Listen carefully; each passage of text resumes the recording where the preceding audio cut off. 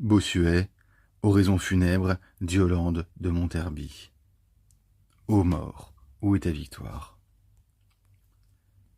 Quand l'Église ouvre la bouche des prédicateurs dans les funérailles de ses enfants, ce n'est pas pour accroître la pompe du deuil par des plaintes étudiées, ni pour satisfaire l'ambition des vivants par de vains éloges des morts. La première de ces deux choses est trop indigne de sa fermeté, et l'autre trop contraire à sa modestie. Elle se propose un objet plus noble dans la solennité des discours funèbres.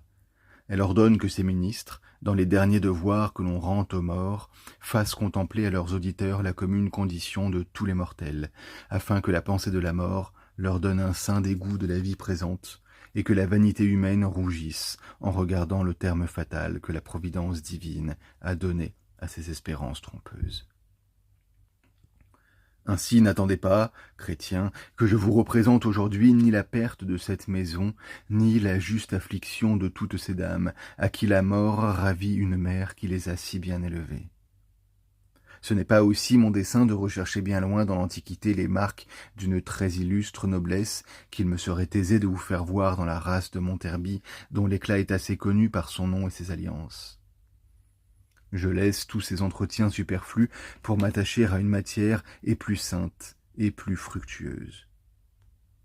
Je vous demande seulement que vous appreniez de l'abbesse, très digne et très vertueuse, pour laquelle nous offrons à Dieu le saint sacrifice de l'Eucharistie, à vous servir si heureusement de la mort qu'elle vous obtienne l'immortalité. C'est par là que vous rendrez inutiles tous les efforts de cette cruelle ennemie, et que, l'ayant enfin désarmée de tout ce qu'elle semble avoir de terrible, vous lui pourrez dire avec l'apôtre « Ô mort, où est ta victoire ?»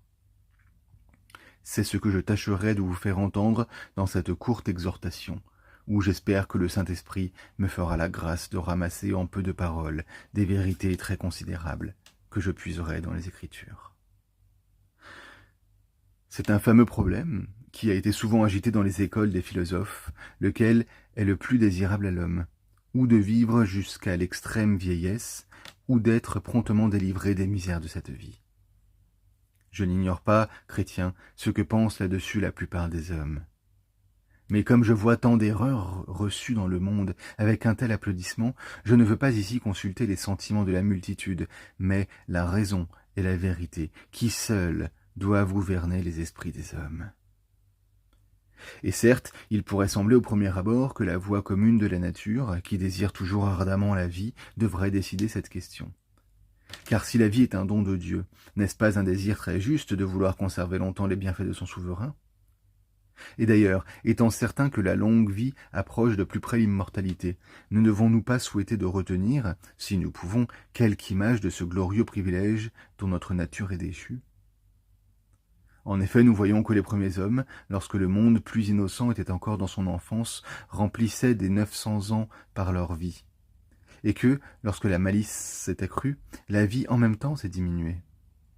Dieu même, dont la vérité infaillible doit être la règle souveraine de nos sentiments, étant irrité contre nous, nous menace, en sa colère, d'abréger nos jours. Et au contraire, il promet une longue vie à ceux qui observeront ses commandements.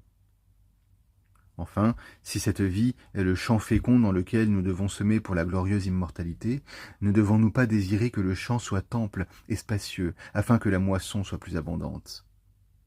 Et ainsi, l'on ne peut nier que la bonne vie ne soit souhaitable. Ces raisons, qui flattent nos sens, gagneront aisément le dessus.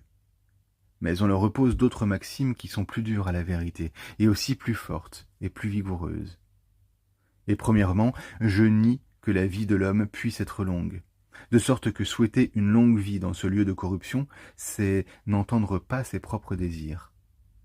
Je me fonde sur ce principe de saint Augustin. Tout ce qui a fin ne peut être long. Et la raison en est évidente, car tout ce qui est sujet à finir s'efface nécessairement au dernier moment, et on ne peut compter de longueur en ce qui est entièrement effacé. Car de même qu'il ne sert de rien de remplir lorsque j'efface tout par un dernier trait, ainsi la longue et la courte vie sont toutes égalées par la mort, parce qu'elles les effacent toutes également. Je vous ai représenté, chrétiens, deux opinions différentes qui partagent les sentiments de tous les mortels. Les uns, en petit nombre, méprisent la vie. Les autres estiment que leur plus grand bien, c'est de la pouvoir longtemps conserver. Mais peut-être que nous accorderons aisément ces deux propositions si contraires, par une troisième maxime, qui nous apprendra d'estimer la vie non par sa longueur, mais par son usage, et qui nous fera confesser qu'il n'est rien plus dangereux qu'une longue vie quand elle n'est remplie que de vaines entreprises, ou même d'actions criminelles. Comme aussi, il n'est rien plus précieux quand elle est utilement ménagée pour l'éternité. Et c'est pour cette seule raison que je bénirai 1000 et 1000 fois la sage et honorable vieillesse d'Yolande de Monterby, puisque, dès ses années les plus tendres, jusqu'à l'extrémité de sa vie, qu'elle a finie en Jésus-Christ après un grand âge, la crainte de Dieu a été son guide, la prière son occupation, la pénitence son exercice, la charité sa pratique la plus ordinaire, le ciel tout son amour et son espérance. Désabusons-nous, chrétiens, des vaines et téméraires préoccupations, dont notre raison est tout obscurcie par l'illusion de nos sens. Apprenons à juger des choses par les véritables principes. Nous avouerons franchement, à l'exemple de cette abbesse, que nous devons dorénavant mesurer la vie par les actions, non par les années. C'est ce que vous comprendrez sans difficulté par ce raisonnement invincible. Nous pouvons regarder le temps de deux manières différentes. Nous le pouvons considérer premièrement en tant qu'il se mesure en lui-même par heure, par jour, par mois, par année, et dans cette considération je soutiens que le temps n'est rien, parce qu'il n'a ni forme, ni subsistance, que tout son être n'est que de couler, c'est-à-dire que tout son être n'est que de périr, et partant que tout son être n'est rien. C'est ce qui fait dire au psalmiste retiré profondément en lui-même, dans la considération du néant de l'homme, « Ecce mensurabiles posuisti dies meos ». Vous avez, dit-il, établi le cours de ma vie pour être mesuré par le temps. Et c'est ce qui lui fait dire aussitôt après, « Et ma substance est comme rien devant vous ».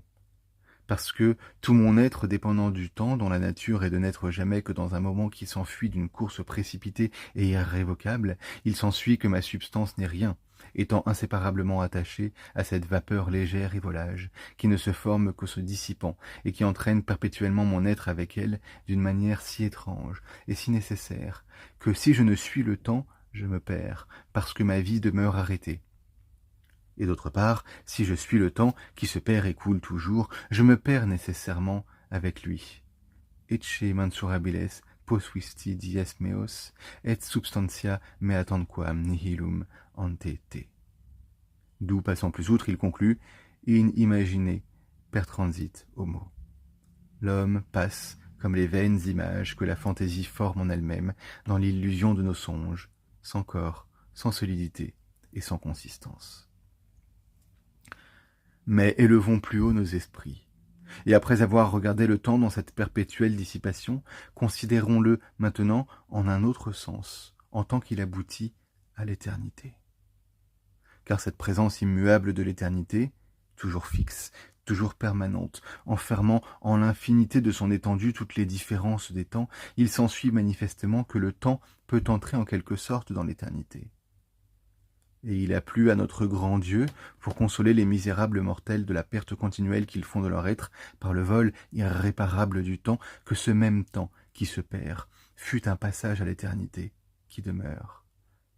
Et de cette distinction importante du temps considéré en lui-même et du temps par rapport à l'éternité, je tire cette conséquence infaillible. Si le temps n'est rien par lui-même, il s'ensuit que tout le temps est perdu auquel nous n'aurons point attaché quelque chose de plus immuable que lui, quelque chose qui puisse passer à l'éternité bienheureuse.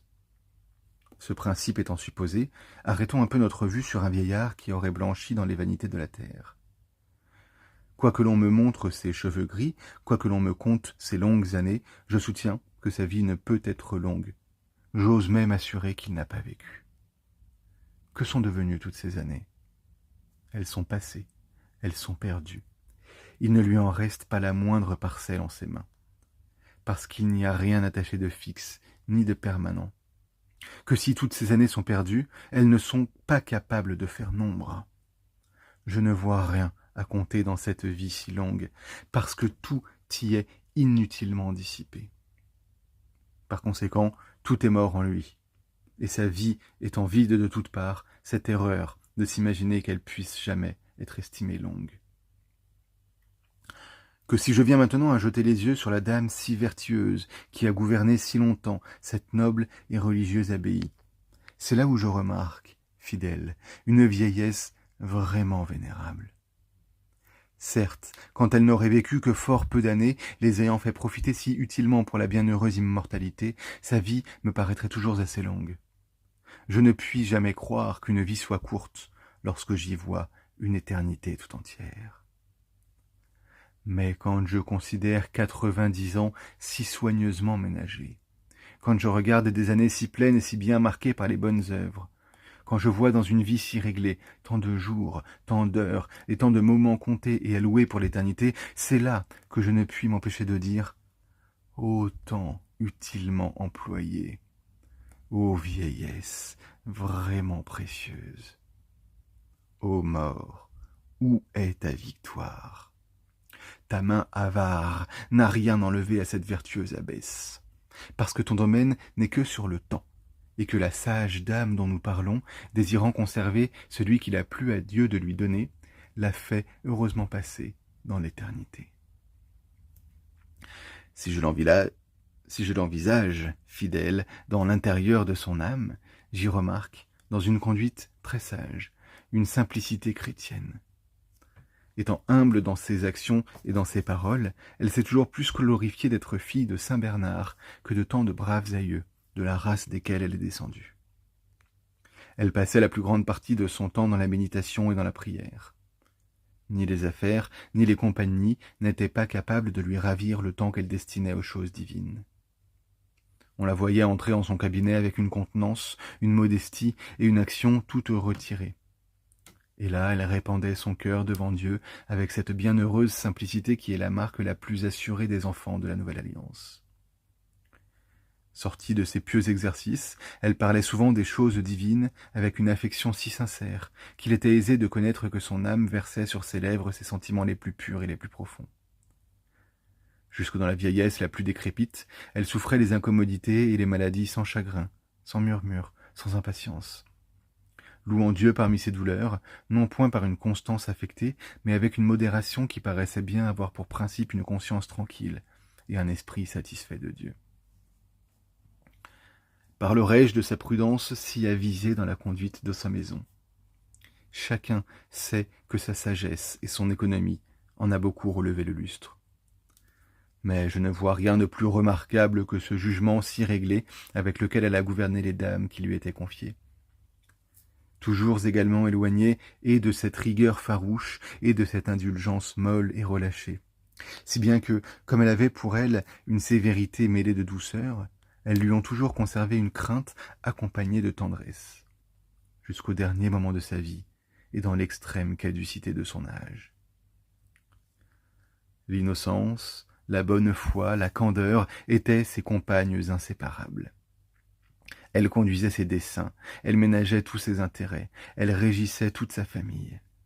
Ni sa bouche ni ses oreilles n'ont jamais été ouvertes à la médisance, parce que la sincérité de son cœur enchâssait cette envie secrète qui envenime presque tous les hommes contre leurs semblables.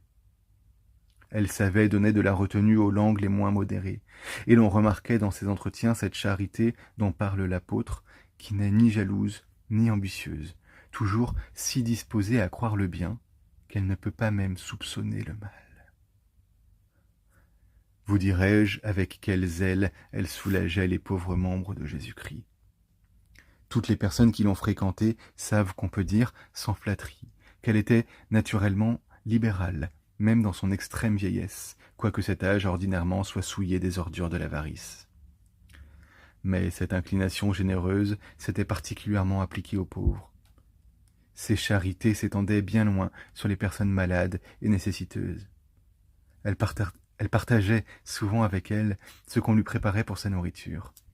Et dans ces saints empressements de la charité, qui travaillaient son âme innocente d'une inquiétude pieuse pour les membres affligés du Sauveur des âmes, on admirait particulièrement son humilité, non moins soigneuse de cacher le bien que sa charité de le faire.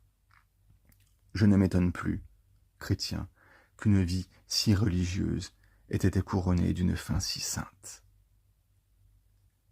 C'était l'oraison funèbre d'Yolande de Monterby, écrit par Bossuet et lu par Hubert Camus en 2026.